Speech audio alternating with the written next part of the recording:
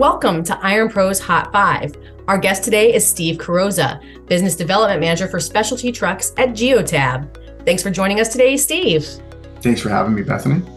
Geotab is an open platform for safe, sustainable, and cost-effective mobility solutions and a connected suite of telematics devices for multiple industries. And today we're going to be talking about Geotab's telematics hardware for off-road equipment and on-road equipment called the GO9 RUGGED and the GO9. So first off, Steve, let's address the elephant in the room.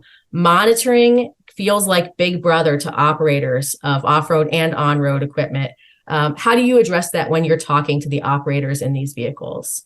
A lot of drivers think that if they speed and maybe go 5 miles over the speed limit that they're going to get in trouble. And all customers can do this. This is not a preset by Geotab. It's set by the customer themselves. For example, if they were speeding 5 miles over the speed limit for 30 seconds, that could be omitted and it will never be alerted. It will be something that's just viewed as a passing event and not something that's speeding.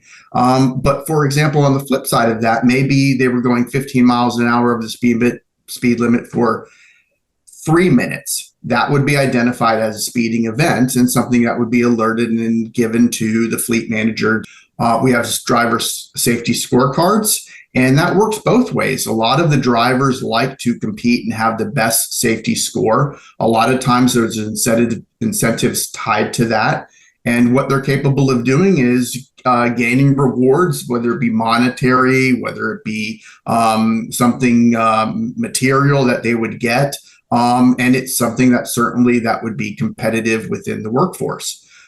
There are ramifications to poor driving, and operators shouldn't be afraid of that. So I think you've really well addressed the on-road vehicle safety side of it, but tell me a little bit more about the construction industry and their need for operator safety.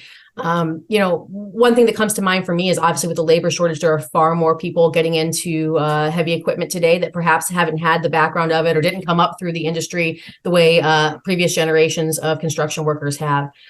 So give me an idea of what your GO9 RUGGED does for them.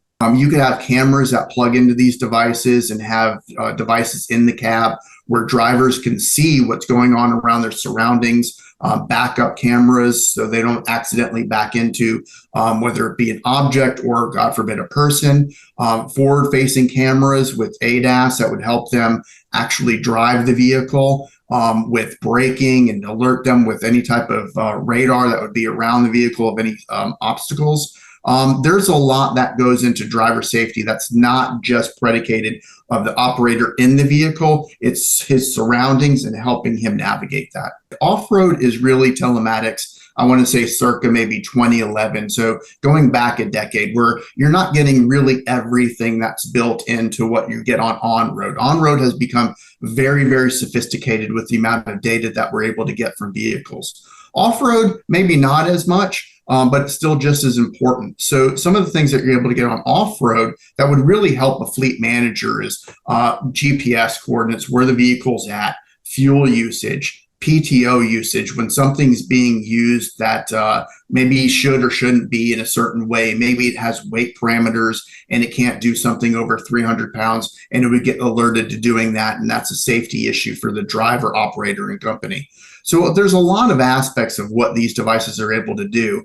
And they could use hardware development kits where companies could come in and use their proprietary equipment plugged into our telematics and would be able to give that information right into my Geotab, where in that single pane of glass, fleet manager would be able to see any type of infractions or anything that would be useful for them to know.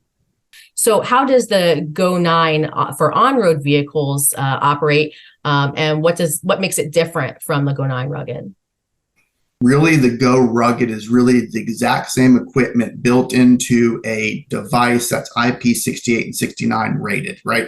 So it's an encased GO9 that's ready to be put into the elements, hot water, high pressure, washing tested, dust resistant, really anything that's going to just be harsh elements. But essentially, it's the same guts and it's be able to produce the same amount of data predicated off of getting that information from the CAN bus and the supplier of the information.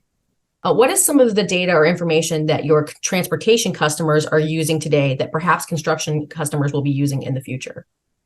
Well, I think really as we get down to it, it's the amount of data that comes through your yellow iron equipment, what we're able to get from that. So it's not a standardization of codes. So as that starts to build and as the years move forward and these companies start to work better together, we'll move away from just the AEMP feeds, which are very basic and don't give us a whole lot of engine data or fault codes that you get on your OBD2 ports, and what you're able to get from the SAE codes. And as manufacturers work together, really maybe even have some sort of standardization in the industry that would maybe make them do that for the customers who have mixed fleets, and they're able to manage it with one protocol as opposed to having like a Vision Link or a JD Link or something like that. What happens is when you have a JD, a John Deere piece of equipment, a Cat piece of equipment, a Kubota piece of equipment, if all those protocols work in AEMP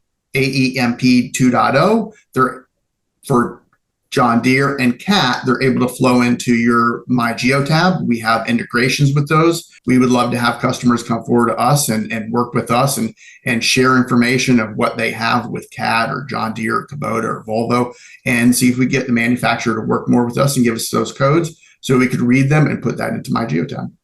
Where does all of this go in the future? What does telematics hardware look like when you look down the road 5 or 10 years? Well, that's a great question. And being simple to this, I think what I'd like to see is a lot more of this as evolution happens with new equipment that comes out with its own telematics. There's an integration, there's a standardization. So hardware is not the precursor to what flows through to the user interface and the data manipulation and all the scorecards and benchmarking and everything that works through that. So again, to answer that question, less reliance on the hardware itself and more reliance on the software.